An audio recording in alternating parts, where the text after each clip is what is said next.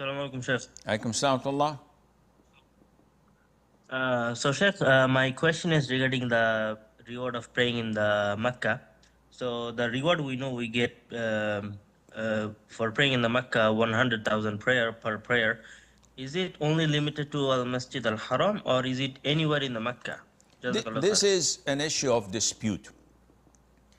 The hadith, the Prophet said, alayhi salatu wasalam, said that the one prayer in al-Masjid al-Haram is better than 100,000 prayers elsewhere.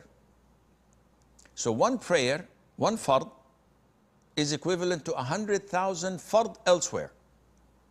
And scholars disputed whether this is limited to the masjid, and this is the most authentic opinion, and the opinion of Sheikh Ameen, may Allah have mercy on his soul, when he mentioned the hadith stating Masjid al-Kaaba. So this limits it to the Masjid al-Haram. Other scholars like Bin Baz and others say, no, this is for the whole of al-Haram area, based on some of the companions' opinions and the tabi'een and the likes.